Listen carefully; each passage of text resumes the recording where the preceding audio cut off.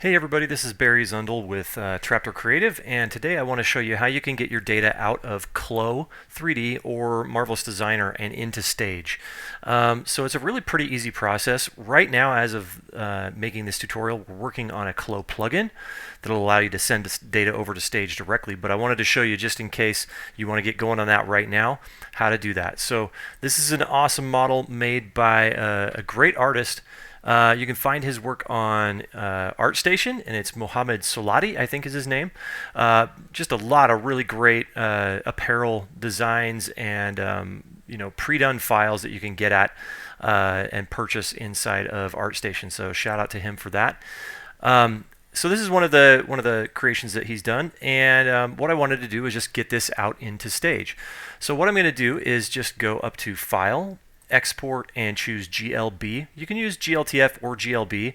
I typically use GLB because the textures are embedded with it, but if you want to have the textures external to that, you can use GLTF. So I'm just going to go to GLB, and then it's going to ask me, and I'm just going to do this. I've exported a few, so I'll just do this one and call it number 2, like this, then hit save. Now, when you go to the settings, what you want to do is, you could include the avatar if you want. I don't really want to, but I'm going to select all patterns and select all graphics and trims. And then I'm going to say single object and thick, because I want to get a thickness on that. Then everything else I'm going to leave the same, but I'm going to make sure that my scale is set to meters by default. And 100%, and then just leave all the extra stuff the same and hit OK. And now it's going to go through and export this GLTF. Now, Clo is a little slow at this for exporting the GLTF files. Some of them go faster, some of them go slower. They typically take a little longer than you would hope so. So I'm going to actually just pause here and speed this up so you can see it go through, and then we'll jump into Stage right after that. Okay, so it's been a couple minutes and we're at about 71%, going up a little bit. It seems to jump from here towards the end, so I thought I'd just show you here. But the nice thing is about this is that we're sending this data over. It's all encapsulated in that GLB file, and when you take it into Stage, it'll have everything that you need. So remember, one thing that we did is you can have an option to include the avatar or not. I didn't include the avatar. Saves a little bit of space, saves a little bit of export time, and also gives us that kind of hollow body model in Stage.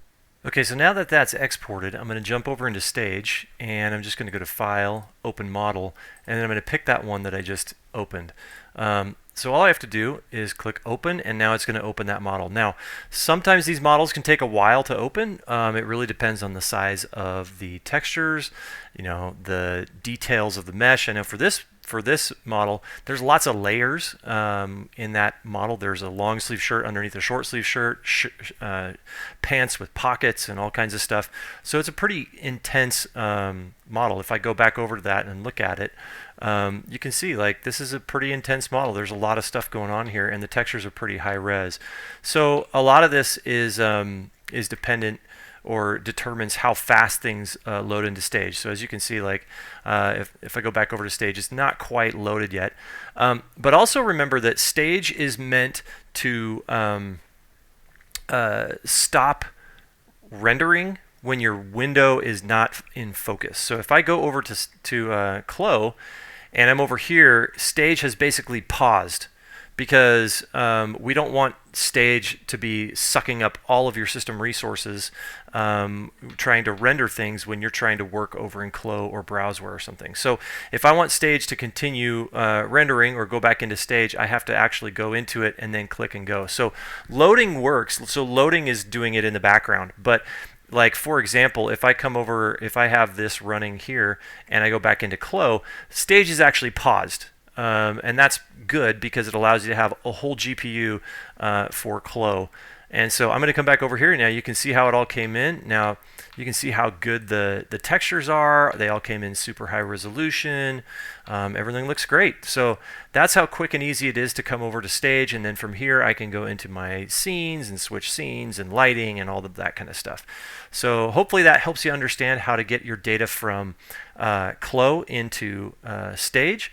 And it's a pretty easy process. It can take some time depending on the complexity of your model, but they come in great when you export them with those settings, and as you can see, they look great inside of Stage and are ready for rendering. So hopefully that helps, and we're excited for you to get your Clo creations into Stage.